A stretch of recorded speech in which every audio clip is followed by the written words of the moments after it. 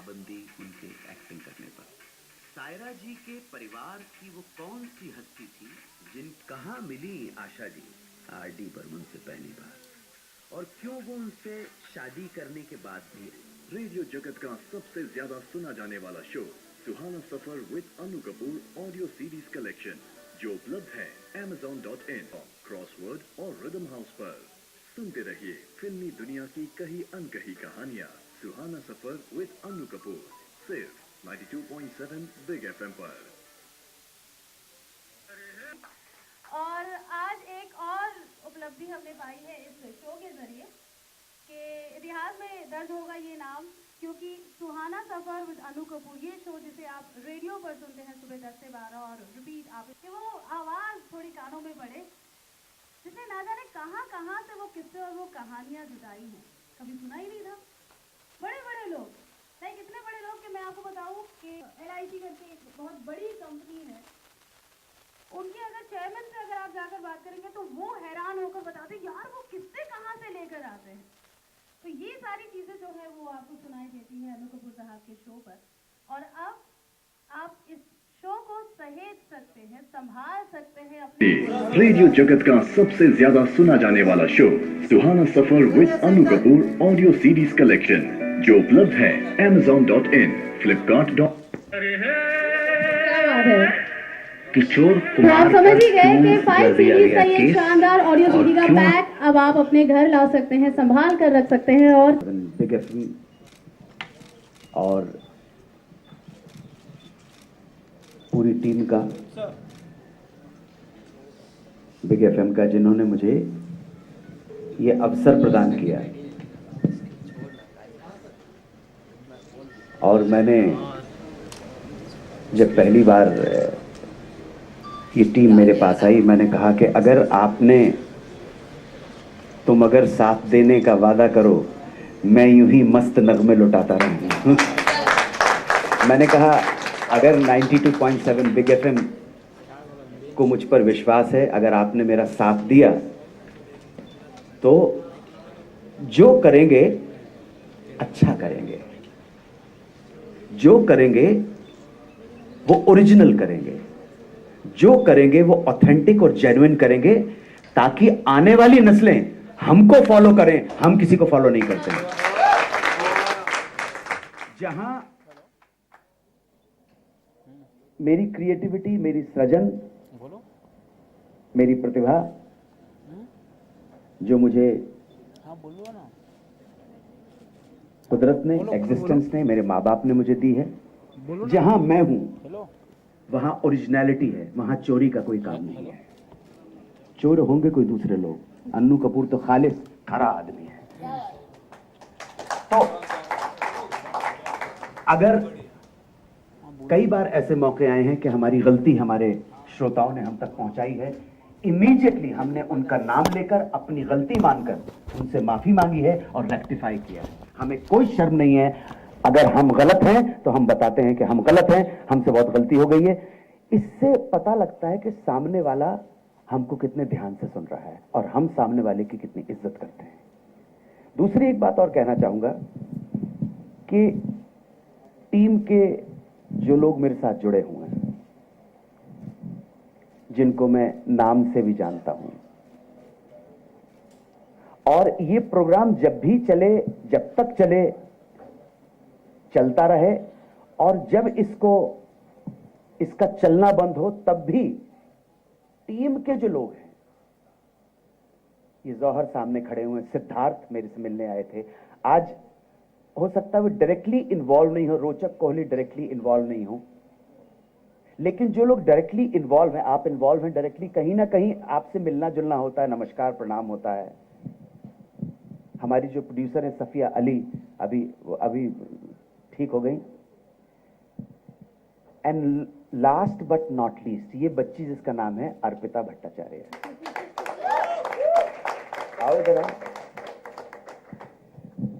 और अगर मैं कुछ लोगों के नाम लेना भूल गया हूं, मनीष, अरे भाई मुझे लग रहा था अभी छुट्टी के ऊपर है, इधर आओ मेरे पास। तो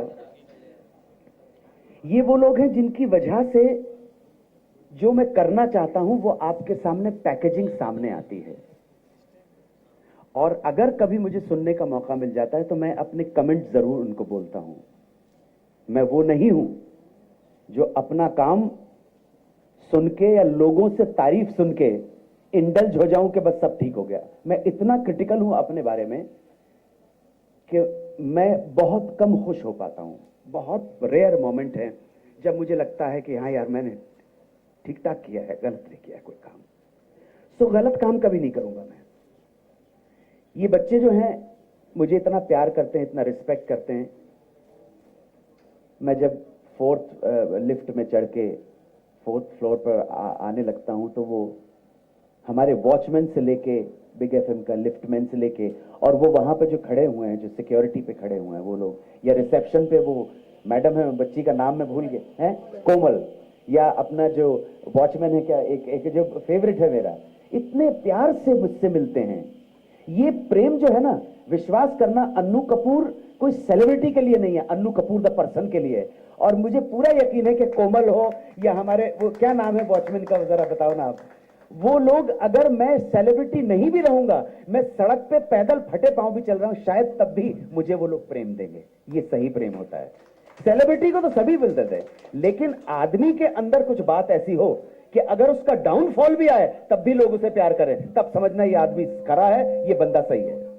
समझे ना आप? वरना क्या होता है, चढ़ते सूरज को सभी सलाम करते हैं, और जब आपका टाइम खत्म हो जाता है तो डिपेंड करता है कि आप जब प्रोग्रेस कर रहे थे, ऊंचाइयां छूने की कोशिश कर रहे थे, तो जो सीढ़ियों के ऊपर जो लोग खड़े हुए थे उनको आपने नजरअंदाज किया, उनके सलाम और प्रणाम का जवाब प्यार से दिया कि गर्दन हिला के अहंकार के साथ आगे बढ़ गए। अगर गर्दन हिला के अहंकार के साथ आगे बढ़ गए तो ध्यान रखना, जिस तेजी से सीढ़ियों को चढ़ा है उसी तेजी से सीढ़ियों को जब वापस आओगे तो यही लोग खड़े हुए मिलेंगे और ये तुम्हारी तरफ थूकेंगे भी नहीं। ध्यान रखना।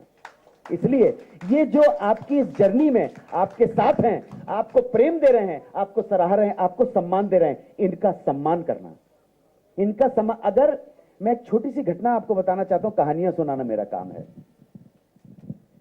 अमेरिका का राष्ट्रपति अब्राहम लिंकन अपने सलाहकारों के साथ,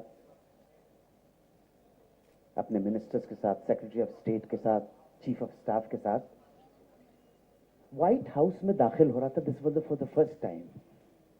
पहली बार राष्ट्रपति चुनने के बाद अब्राहम लिंकन अपनी टीम के साथ व्हाइट हाउस में एंटर कर रहे थे। लॉन्ग कोट, आपने अब्राहम लिंकन का चेहरा देखा होगा। जो व्हाइट हाउस का दरबान था, ही रिमूव्ड हिज कैप, जो लॉन्ग कैप होता है अमेरिकन का, याद है 18th-19th सेंचुरी में। He removed his cap to show the due respect to his president of United States of America. उसने सर से टोप उतारा और बाव किया। किसको? राष्ट्रपति अब्राहम लिंकन को। अब्राहम लिंकन ने अपने सर से टोप उतारा, वो कैप, और उस दरबान के पास पहुंचे, और जितना दरबान झुका था उससे भी ज्यादा वो झुके। दरबान अगर इतना झुका तो एब लिंकन ने पूरा बाव किया उसके सामने। ये तो प्रोटोकॉल के खिलाफ था, ऐसा कुछ प्रोटोकॉल है नहीं। उसकी टीम मेंबर्स ने पूछा, mister president, don't you think so you have done little bit overstepped? Abraham Lincoln का बड़ा अनमोल जवाब था। उसकी टीम ने कहा, आपको नहीं लगता है कि आपने कुछ ज्यादा ही कर दिया? आपको दरबान नॉड करना काफी था। दरबान के सामने कैप उतारकर झुककर ड्यू रिस्पेक्ट देना, ये तो अमेरिकन प्रेसिडेंट को शोभा नहीं देता है। अब्राहम लिंकन ने कहा, मुझे ये नहीं मालूम कि शोभा देता है या क्या नहीं देता है, लेकिन अमेरिका का राष्ट्रपति तमीज और मैनर्स के मामले में एक दरबान से पीछे रह जाए, ये अमेरिका के लिए अच्छी बात नहीं होगी। कि आने वाले लोग कहें कि अमेरिका का राष्ट्रपति इतनी तमीजदार नहीं है जितना उसका वॉचमैन तमीजदार है। तो ध्यान रखना, ये बड़े इंपॉर्टेंट बात है। वेस्टर्न वर्ल्ड में एक एवरेज आदमी, वो प्रेसिडेंट हो से लेकर और मजदूर तक, एवरेज दिन में 150 बार थैंक यू और 150 बार प्लीज कहता है। हम हिंदुस्तानियों को वो प्लीज और थैंक यू कहना सीखना पड़ेगा। हम लोग कहीं ना कहीं एक शालीनता से दूर हो गए। So come back to the point, 92.7 ये मेरी पूरी टीम जो है, इनका बहुत साथ है मेरा। मैं ये लोग नहीं होते तो मैं बहुत बेचैन हो जाता हूँ। पिछले कितने दिन से मैं पूछ रहा हूँ, अब भी मैं आज सवेरे ही बाहर से आया हूँ, मनीष कहाँ है? मनीष का छुट्टियों के ऊपर लंबा छुट्टियों पर जाते हैं, which he deserves very much. Arpita की अगर तबीयत खराब हो जाती है तो मुझे चिंता हो जाती है। हम कहते हैं मैं तेरे घर पे ही आ जाऊंगा मीटिंग करने के लिए। इस लड़की ने बहुत साथ दिया, बहुत प्रेम करती है। इसके हृदय में मेरे लिए वही प्रेम है, वही आदर है जो इसके हृदय में अपने पिता के लिए। ही कहती है मुझे, आपको देखती हूँ तो मुझे लगता है मेरे पापा आके खड़े हुए। इतना कहाँ मिलेगा यार, कौन मिलेगा?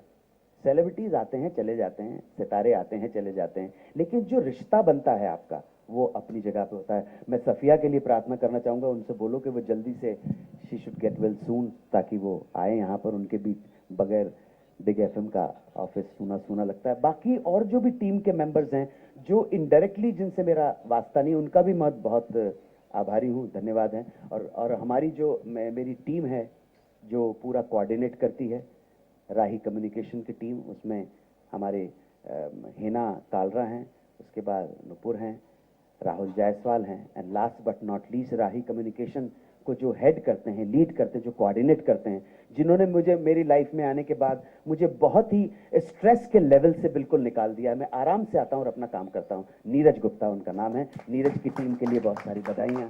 थैंक यू वेरी मच, धन्यवाद। जय हिंद, वंदे मातरम।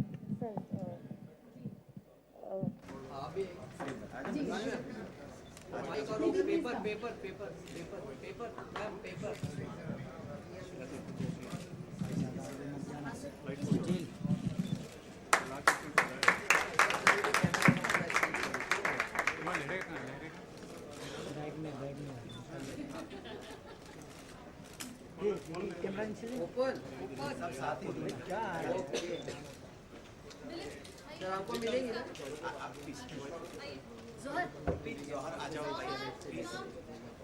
कैमरा नीचे ले, चलो ऊपर। बुरा नहीं मानो अगर आप लोग तो हमारी वो, अरे कहाँ जोर जी आइए, बैग नहीं है पीछे, क्लोज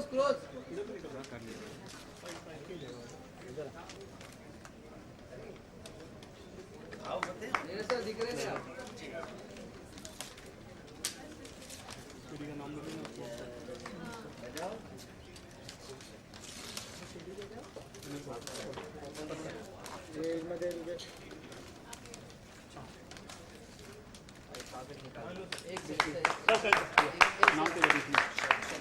सर एक बार दिखा दे।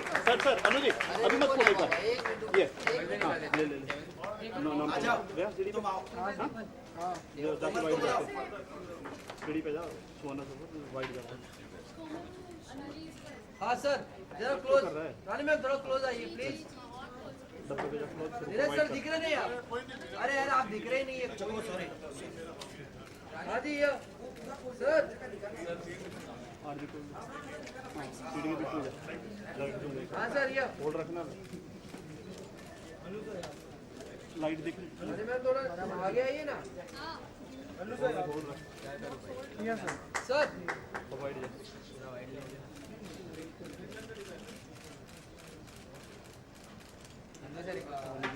अनुराग सामने। स्माइल।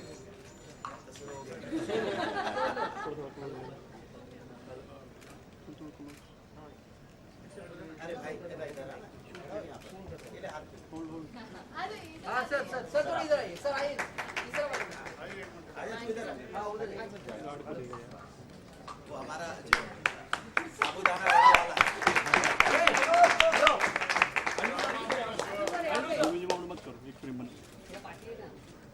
Pen right pen. हमारे रिसेप्शनिस्ट को बोलना, मैं याद कर रहा था, वो मैडम भी जो है बाहर।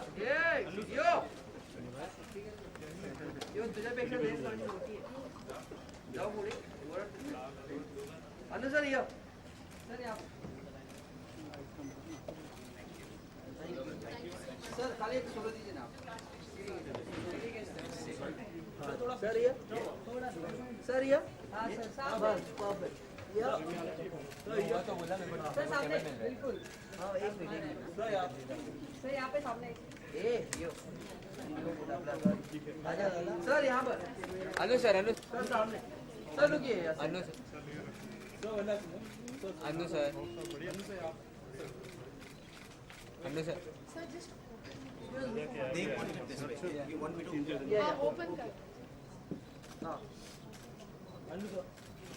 सर एक बार लेफ्ट राइट वेट करते हैं, बहुत देर हो गई, 3 घंटे से वेट कर रहे हैं। सर 16 दीजिए ना आपका। अरे मैं पूछ लूँ एक पहला क्वेश्चन ना, और आप कितने सेटिस्फाई है सफ़र से, थोड़ा बताएं। जहाँ तक इस सुहाने सफ़र में जो लोग शामिल हैं, जो श्रोता हैं, काफ़ी हर एज ग्रुप के लोग इसको सुन के एंजॉय कर रहे हैं। जब तक उनको ये सफ़र सुहाना लग रहा है तो मैं तो गाड़ी का ड्राइवर हूँ सुहाना सफ़र करने वाला।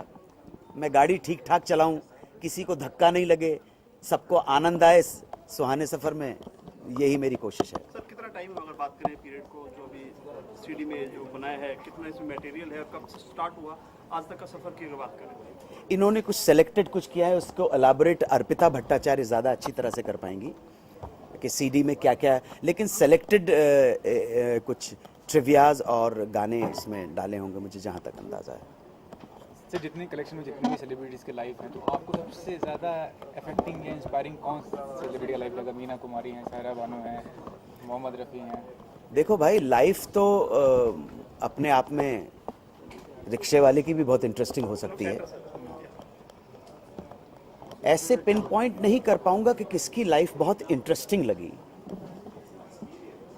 मीना कुमारी की लाइफ इंटरेस्टिंग है कि धर्मेंद्र अपना गांव छोड़कर जब मां की दुआओं के साथ जब मुंबई पहुंचे, उनकी लाइफ इंटरेस्टिंग है। कि देवानंद मिलिट्री में काम करते हुए हीरो बन गए, उनकी लाइफ इंटरेस्टिंग है। ये कहना मुश्किल है, सभी इंटरेस्टिंग है, सबकी जिंदगी में उतार चढ़ाव हैं। सुरैया और देवानंद साहब का प्रेम प्रसंग, जिसमें सुरैया की नानी जी ने कभी देवानंद और सुरैया के रिश्ते को मंजूर नहीं किया। वजह दूसरे धर्म के थे, दूसरी वजह जब उन दोनों के बीच में प्रेम का अंकुर फूटा था तब देवानंद हीरो नहीं थे, सुरैया बहुत बड़ी स्टार थी। और किसी की याद में, देवानंद की याद में जिंदगी के 74 साल उन्होंने गुजार दिए। किसी से शादी नहीं की उन्होंने देवानंद की याद में। ये बड़े बड़े किस्से हैं। नंदा जी की बात करेंगे, आशा पारिक जी की बात करेंगे, हर एक जिंदगी के अंदर कुछ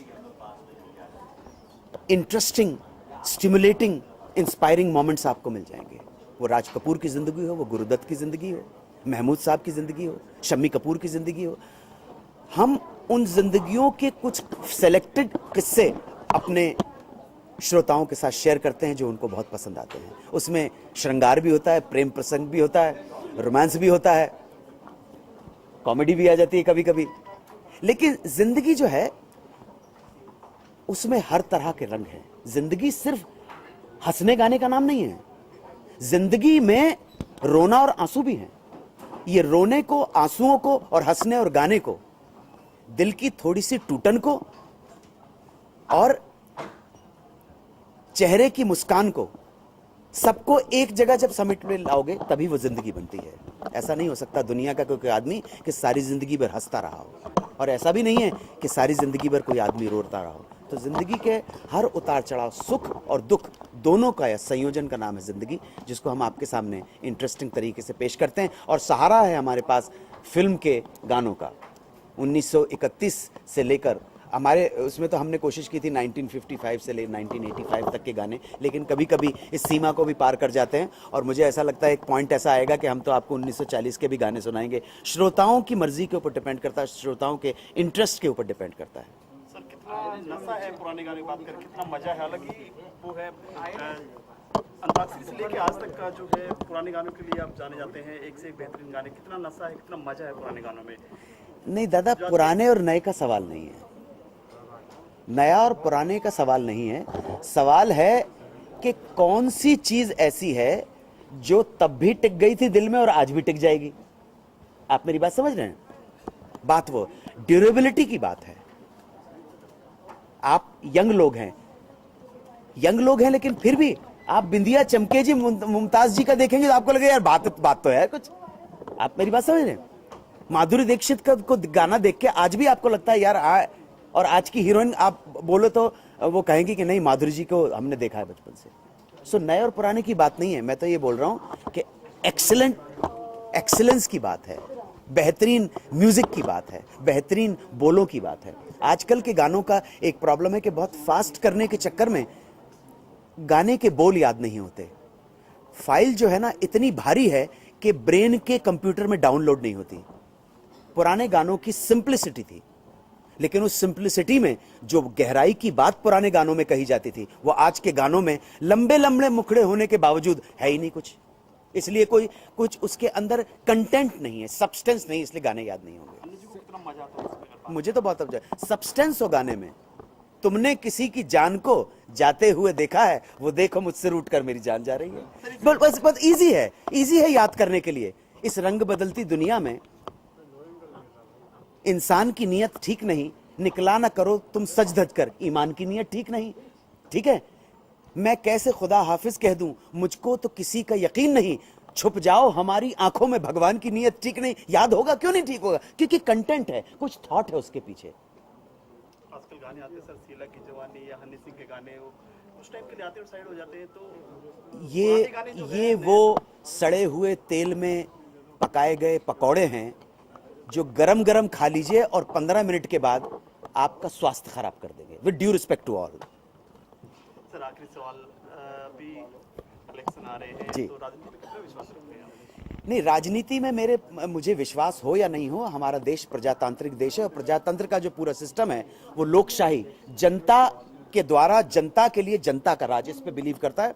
हम इस कहावत को जो हमारे संविधान ने हमें दिया है, जो अधिकार दिया है, उसको हम इंप्लीमेंट कर सकें अपने उज्जवल रूप में, अपने समग्र रूप से, तो वही हमारे लिए अच्छा है। वरना हम जो राजनीति देख रहे हैं भारत की, वो राजनीति अपने निकृष्ट सीमा के ऊपर पहुंच गई है। हमें भारत का अगर उत्थान करना है तो हमें राजनीति को आगे बढ़ाना होगा, नए दृष्टिकोण के सामने लोगों के सामने लाना होगा। और मैं इतना जरूर जो हमारे श्रोता उनसे निवेदन कर रहा हूं, आपके पास अधिकार है वोट का, इस अधिकार का सदुपयोग कीजिएगा, बहुत सोच समझ के वोट दीजिएगा आप। और अगर आपको लगता है कि आपकी कसौटी के ऊपर कोई भी राजनेता खरा नहीं उतरता है तो चले आइएगा वोटिंग बूथ से, मैं तो यही बोलूंगा। सर एक कलाकार राजनेता हो सकता है, अगर बात करें अभी कुछ लोग विरोध कर रहे हैं कि कलाकार को राजनीति में नहीं आना चाहिए। क्यों? गुंडे बदमाश राजनीति में आ सकते तो कलाकार क्यों नहीं आ सकता है? आपकी क्या राय है सर? नहीं, मैं वही तो बोला मैंने, जब गुंडे बदमाश मवाली आ सकते हैं राजनीति में तो कलाकार क्यों नहीं आए भाई? आ सकता है। मैं तो ये कहूंगा एक कलाकार आए कि गुंडे बदमाश आए, राजनीति में देशभक्त आए, तभी भारत अपनी खोई हुई गरिमा को प्राप्त करता है। देशभक्त नहीं आते राजनीति में, एक्टर आ जाते हैं, सिंगर आ जाते हैं, क्रिकेटर आ सकते हैं, माफिया वाले आ सकते हैं, गुंडे बदमाश आ सकते हैं, बिल्डर आ सकते हैं, ठीक है, समाज सेवक आ सकते हैं, बहुत कम पेट्रियट्स आते हैं, बहुत कम देशभक्त आते हैं। जिस वक्त राजनीति में, भारत की राजनीति में अब देशभक्तों की जरूरत है, भारत की राजनीति में ईमानदार लोगों की जरूरत है, भारत के समाज में ईमानदार माइनॉरिटी में है। माइनॉरिटी के आदमी को आगे बढ़ाइए। माइनॉरिटी का मतलब हिंदू मुसलमान सिख ईसाई जैन से नहीं है। माइनॉरिटी का मतलब है एक ऐसा समुदाय जो संख्या में कम हो, ऐसा संविधान कहता है। संख्या में इस देश में ईमानदार और देशभक्त आदमी सबसे ज्यादा कम है, उसको बहुत जरूरत है आप सब लोगों की। इजाजत, एक गाना सर गुनगुनाएंगे। बिगुल बज रहा आजादी का गगन गूंजता नारों से। इलेक्शन की बात की ना आपने, 1958 की फिल्म है तलाक, इस फिल्म का नाम है। बिगुल बज रहा आजादी का गगन गूंजता नारों से।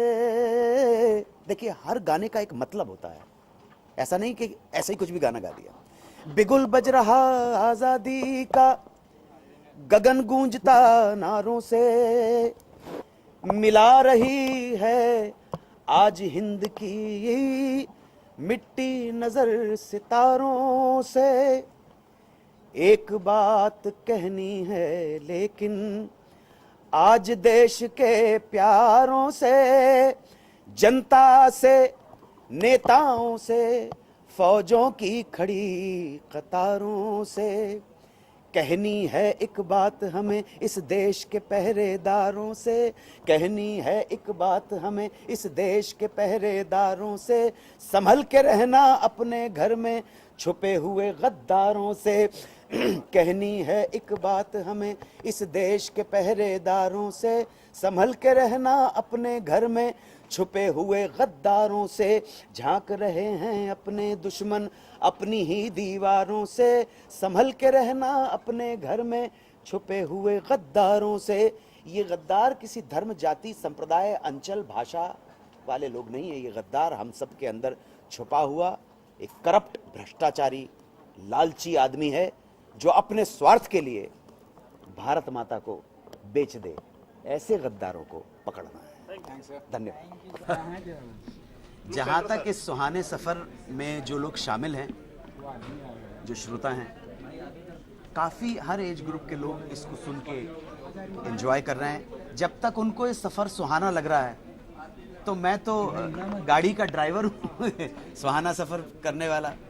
मैं गाड़ी ठीक ठाक चलाऊं, किसी को धक्का नहीं लगे, सबको आनंद आए सुहाने सफर में, यही मेरी कोशिश है। सर कितना टाइम हो, अगर बात करें पीरियड को, जो अभी सीडी में जो बनाया है, कितना इसमें मटेरियल है, कब से स्टार्ट हुआ, आज तक का सफर की बात करें? इन्होंने कुछ सेलेक्टेड कुछ किया है, उसको एलाबोरेट अर्पिता भट्टाचार्य ज़्यादा अच्छी तरह से कर पाएंगी कि सीडी में क्या क्या है, लेकिन सेलेक्टेड कुछ ट्रिवियाज और गाने इसमें डाले होंगे, मुझे जहाँ तक अंदाज़ा है।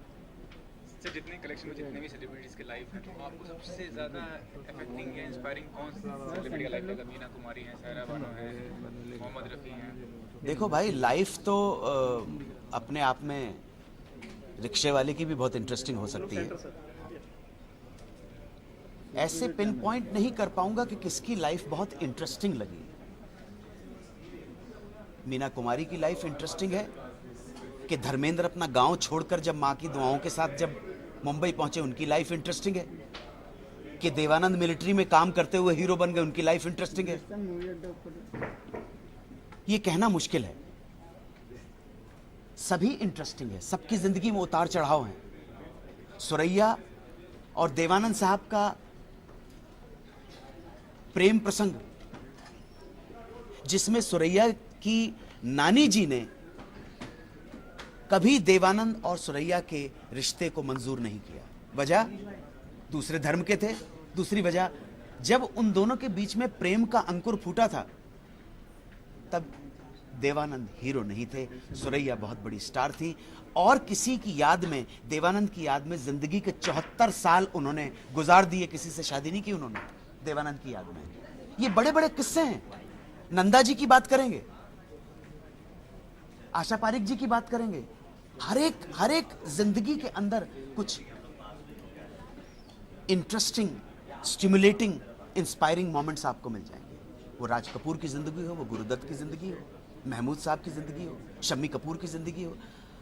हम उन जिंदगियों के कुछ सेलेक्टेड किस्से अपने श्रोताओं के साथ शेयर करते हैं जो उनको बहुत पसंद आते हैं। उसमें श्रृंगार भी होता है, प्रेम प्रसंग भी होता है, रोमांस भी होता है, कॉमेडी भी आ जाती है कभी कभी।